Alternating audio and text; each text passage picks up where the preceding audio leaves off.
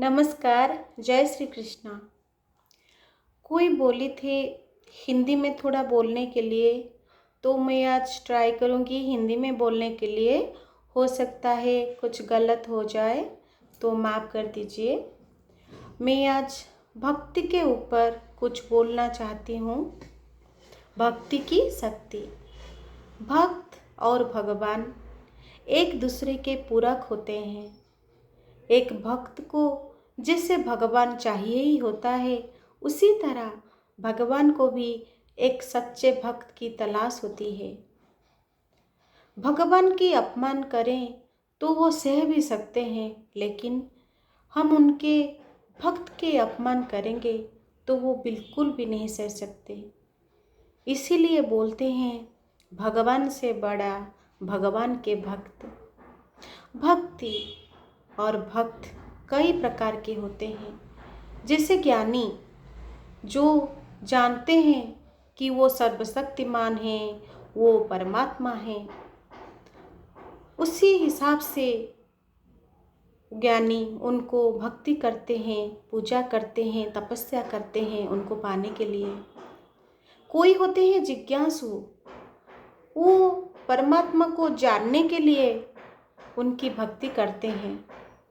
कोई होते हैं अर्थार्थी, किसका कुछ पाने की इच्छा हो, कोई मनोकामना हो, उसके लिए हम भगवान की पूजा करते हैं, भक्ति करते हैं। कोई होता है आरती, जो विपदा पर पड़ने पर भगवान को बुलाते हैं, पूजा करते हैं, भक्ति करते हैं। जैसे जब गज को मगरमच्छ ने पानी में खींचा था, तभी गज ने पुकारा था भगवान को रक्षा करने के लिए। उसी तरह भक्त कई रूप से भगवान की पूजा करते हैं, भक्ति करते हैं।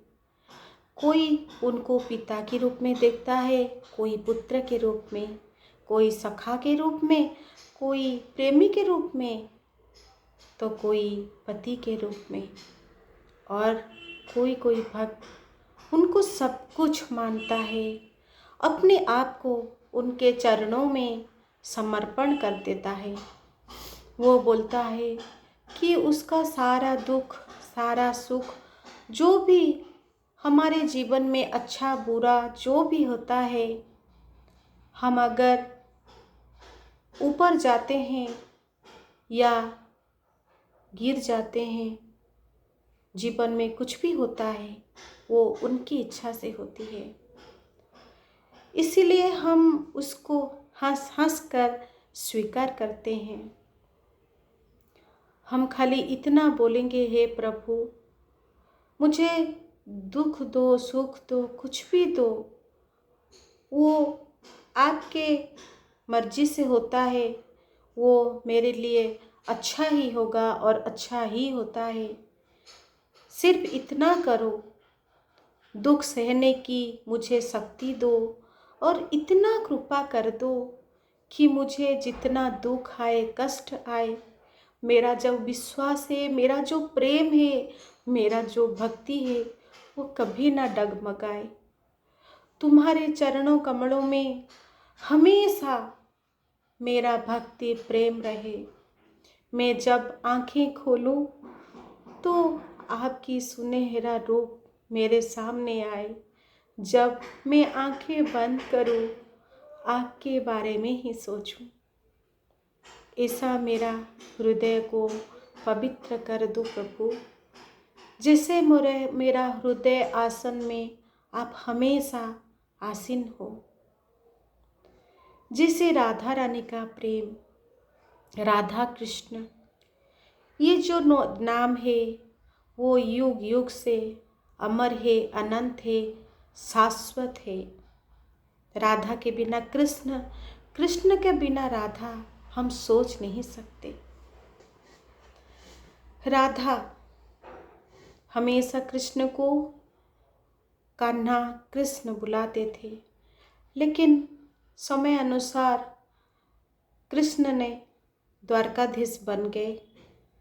फिर एक बार वो राधा जी से मिलने आए, देखे उनको याद करके वो क्षीण हो गई है। बोले राधे। तभी राधे ने बोले, द्वारकाधीश आप कैसे हो?